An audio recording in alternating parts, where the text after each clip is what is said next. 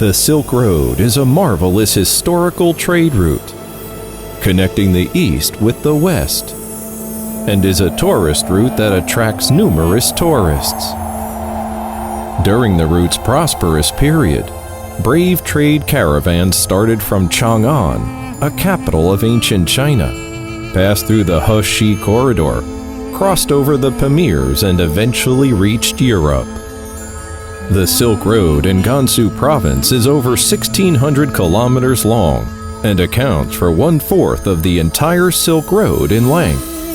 Also, there are numerous historical relics and varied landforms here. So Gansu is called the golden part of the Silk Road.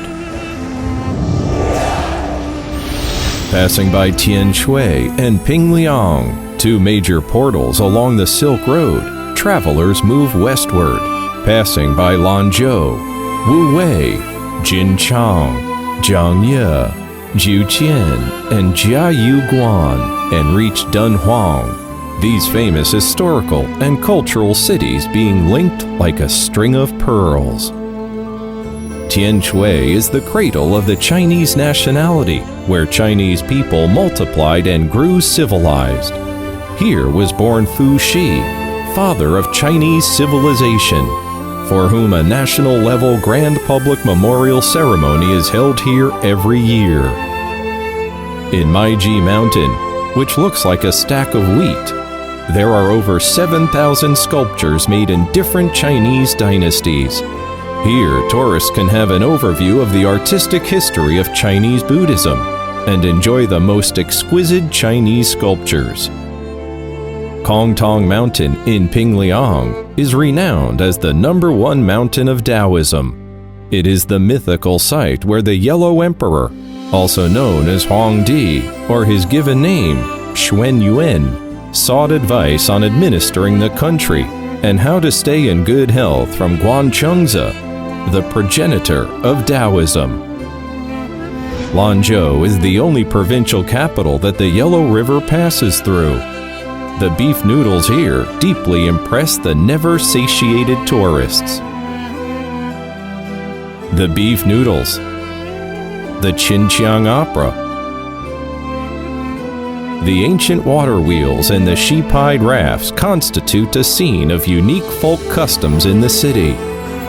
The Yellow River originates in Qinghai and takes shape in Gansu, as it flows for 913 kilometers through Gansu province and forms various wonderfully engraved landscapes by eroding the banks.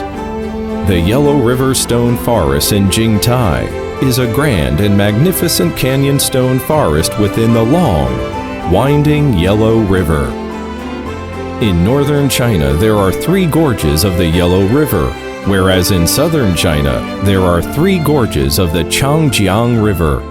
Here you can see the well-known Bingling Grottoes, mist-covered high gorges and huge lakes, the Danxia Stone Forest with thousands of peaks, rare dinosaur footprints, and migrating birds in flocks and flowery Taiji wetland, which jointly constitute the magnificent wonders of Linxiahui Autonomous Prefecture, lying in the upper reaches of the Yellow River. Linxia is also the hometown of Hua-Er, flower, the folk song popular in northwest China. Gan'an, a land of snow and Buddhism closest to China's hinterland. If one could say that life is a predestined yet unexpected meeting, let's come here to feel the power of faith and experience a land that lies between a fluctuant mountain chain and extensively shaded steppe to feel our souls soar free. Heading westward from Lanzhou, we enter the well-known He corridor. Wuwei is an ancient city with a history of over 2,000 years. The well-known galloping horse treading on a flying swallow, unearthed here, has become the tourism sign of the country. It is the legendary flying horse. The Baita Temple in Wuwei witnessed the history that Tibet was included in China. The sea of fragrant lavender make Jinchang China's nickel capital, the most romantic tourist destination along the He corridor. Without a look at the snow on top of Qinlian Mountain, you may mistake Gansu for a place in the south of the Yangtze River.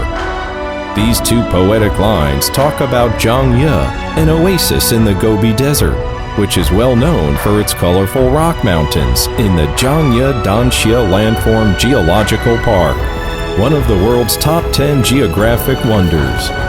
In addition, in Zhangye, there is the largest and oldest royal stud farm in Asia.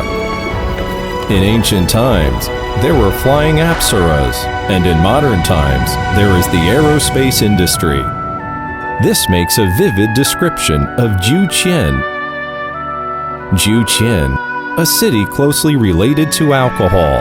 Huo Qubing, a senior general during the Han Dynasty, poured the liquor granted by the emperor into a spring and drank it with his warriors. Since then, the city has been called Juqian. If one heads westward along the Heshi corridor, one can see the ancient Silk Road and the Great Wall, which meet at the foot of a snow-capped mountain in Jiayuguan. If Dunhuang can be called the crossroad where the world's four major cultures meet, the Mogao Grottoes should be called a sacred cultural temple of humanity. The Mogao Grottoes consist of over 700 caves, over 2,400 sculptures, 4,500 square meters of wall paintings, and over 50,000 Dunhuang documents, constituting a Buddhist paradise in the oasis of the Gobi Desert. Here we have a travel back to 2,000 years ago. The wonderful architecture and decorations, together with the beacon towers along the pass, encourage one to strike up a vivid dialogue with history. The long winding camel caravans, the never-ceasing crescent spring, and the wonderful Great Yardan landform are all breathtaking. The once difficult journeys and treks along the Silk Road have become past memories.